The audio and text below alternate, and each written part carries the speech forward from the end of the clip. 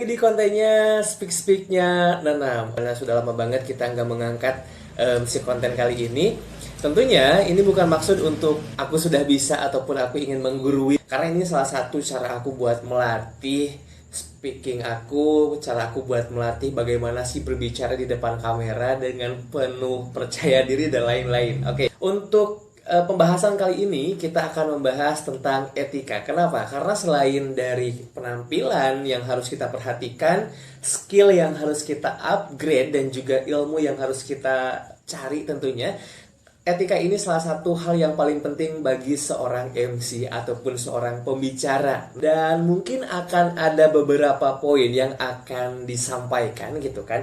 Untuk poin yang pertama, kita usahakan datang tepat waktu. Maksimal, paling mepet, itu kita datang 1 jam sebelum acara dimulai. Syukur-syukur kita bisa datang beberapa jam sebelum. Karena kenapa? Karena kita harus persiapan juga kan, harus briefing, harus reading juga kalau misalkan pakai script dan lain-lain, dan juga kita harus memahami rundown yang harus kita bawakan dalam acara nanti gitu kan. Oke, konteksnya ini kita sebagai seorang MC aja misalkan gitu ya.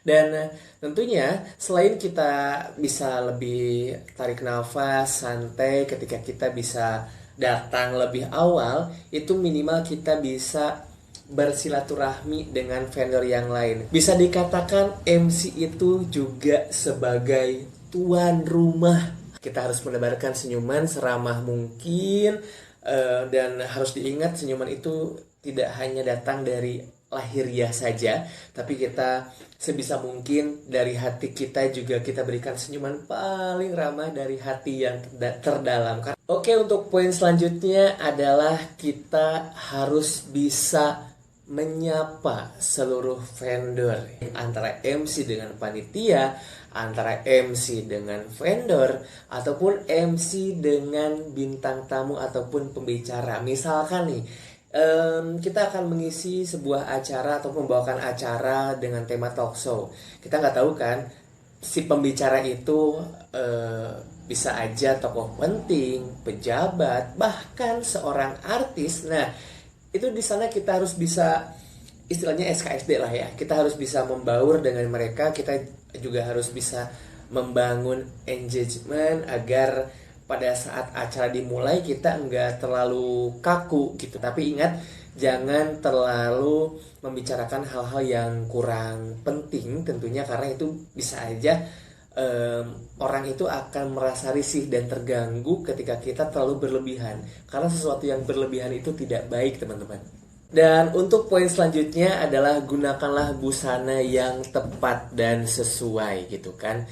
Karena kenapa? Cara kita untuk menghargai panitia, cara kita untuk menghargai beliau yang memiliki acara tersebut, dan cara kita untuk menghargai diri kita sendiri sebagai pembawa acara adalah dengan menggunakan busana yang tepat dan sesuai. Jadi nggak boleh over, nggak boleh kurang gitu kan. Karena kenapa? Karena kalau misalkan kita menggunakan busana yang kurang tepat, misalkan udah seadanya aja gitu kan, busananya juga ya bayarannya juga segini, aduh jangan banget. Kita jangan melihat dari sisi budget terlebih dahulu. Berikanlah yang terbaik terlebih dahulu. Ketika kita memberikan yang terbaik, ketika kita ingin dihargai oleh orang lain, nanti juga timbal baliknya orang lain akan memberikan penghargaan untuk kita.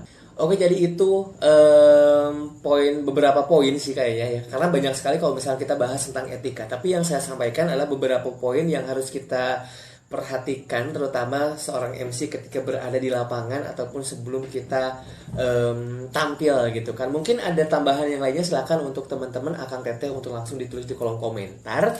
Dan siapa tahu sharing kali ini bisa bermanfaat untuk kita semua. Assalamualaikum warahmatullahi wabarakatuh.